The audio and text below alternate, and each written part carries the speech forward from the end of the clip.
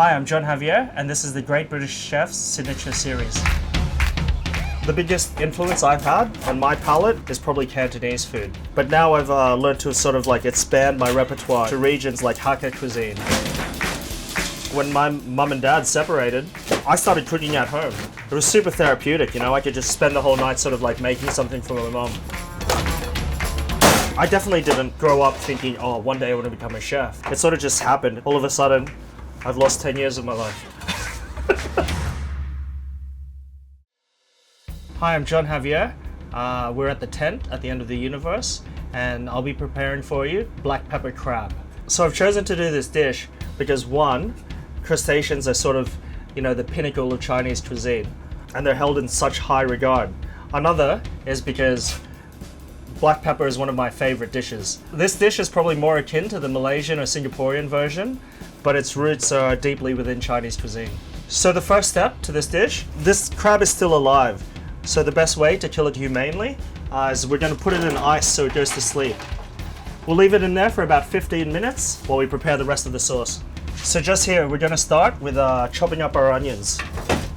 So just top and tail it, then we'll start to peel it. So now we're going to go ahead and chop the onions. It doesn't have to be perfect because we're going to cook it all down. As opposed to like what you're taught in cooking school, I like to use the heel of the knife. And that just lets me get down to the bottom of the onion. You don't have this awkward slant of some onions are chopped and some onions aren't. Now we're going to chop the garlic.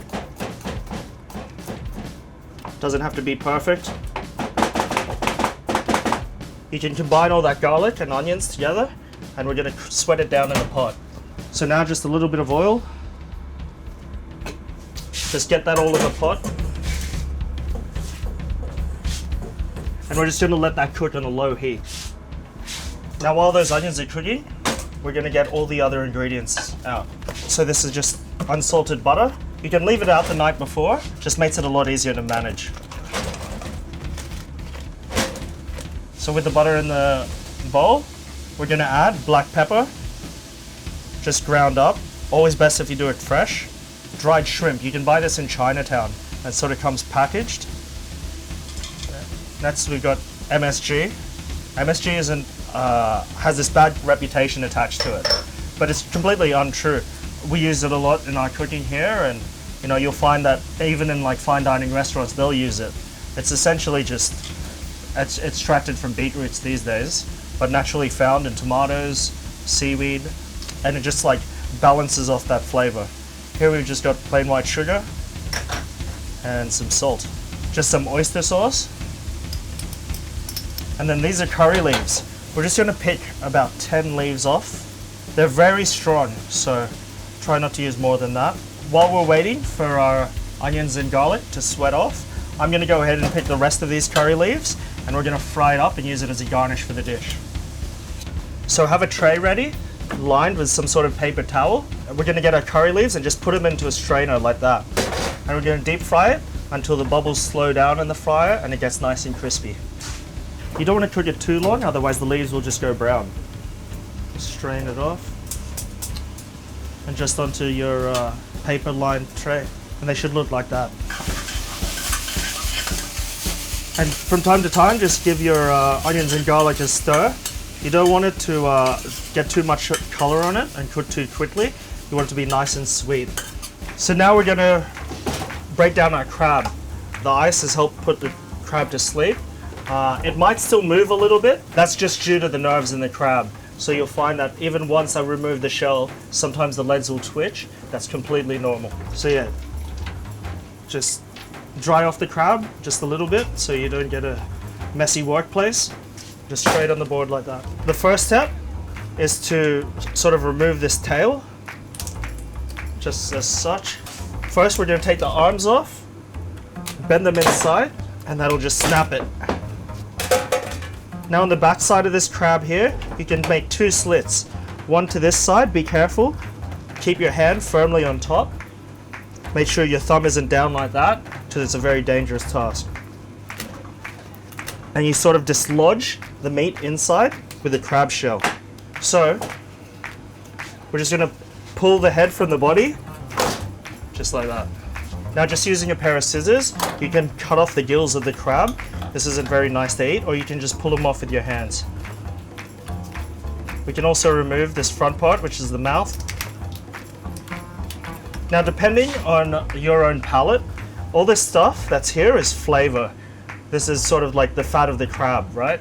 Me personally, I prefer without it, but it's up to you. So now we've got the body of the crab. We're just going to cut it in half down the middle. You can use a cleaver or use a really old knife, because this will ruin your knife.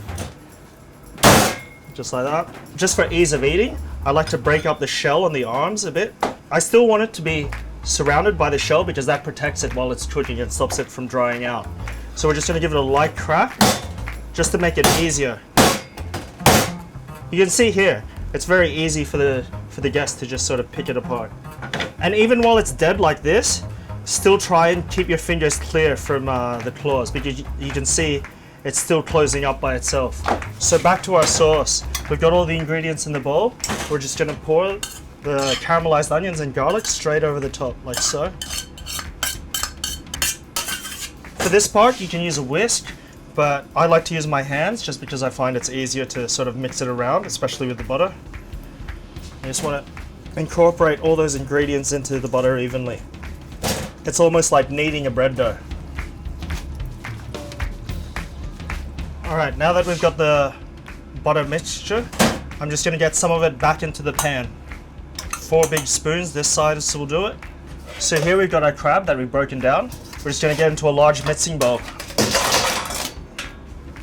Next, this is a flour mixture I've made. It's 50-50% potato starch and plain flour. Just get enough in the bowl to coat the crab nicely and just give it a good mix around. Make sure all the meat is covered and the shell. In the head, there's a lot of flavor there as well. Get the flour in there just to protect it. Now that that's nicely coated, we're going to go ahead and deep fry it.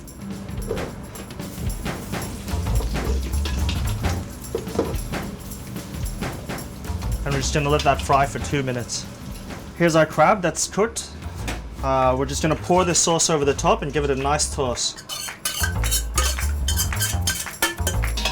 Really coat that crab. That batter that we coated the crab in is going to suck in all that flavor. It will stay somewhat crispy, but because of the potato starch, it'll also become a little bit gelatinous. We're going to start to plate, start with the legs, and we're going to kind of rebuild the crab.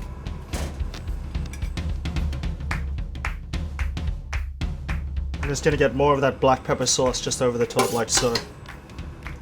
It's really delicious to serve this alongside some noodles or maybe even some fried bao buns. Now those curry leaves from earlier, we're just going to finish it just over the top, sprinkled like that.